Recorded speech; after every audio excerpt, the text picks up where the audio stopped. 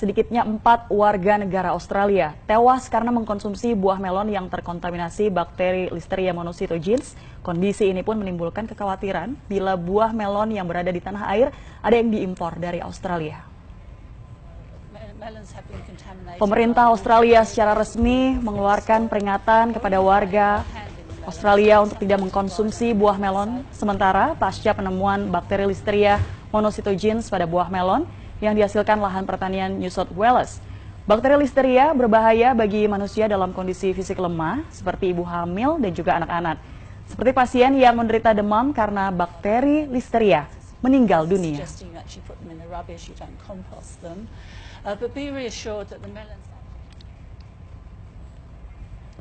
Ya, saudara, mengkonsumsi buah sejatinya menyehatkan tubuh, tapi lain cerita jika buah terkontaminasi bakteri ini.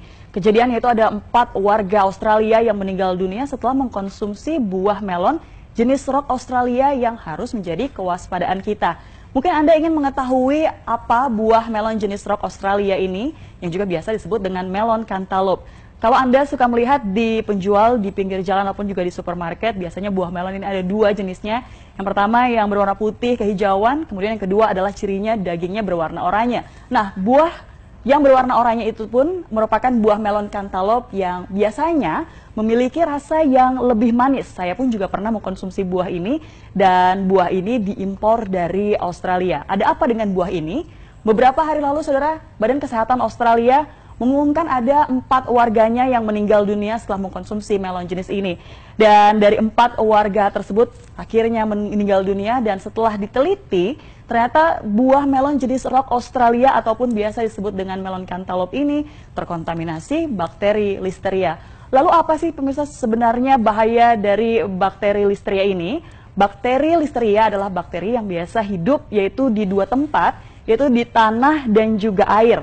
Siapakah yang paling berisiko? Sebenarnya semua pun juga berisiko, tapi yang paling berisiko terpapar dari bakteri ini adalah mereka ibu hamil dan juga janinnya karena ternyata bisa menggugurkan kandungan dengan tingkat potensi kematian ini mencapai 20 hingga 25%. Kemudian yang kedua adalah manula dan juga orang dengan kondisi imunitas rendah.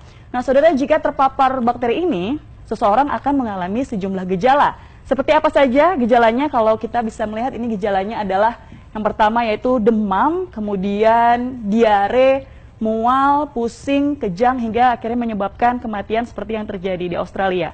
Tentunya kita harus berhati-hati jangan sampai terjangkit bakteri ini, saudara. Lalu bagaimana caranya untuk sementara waktu ini?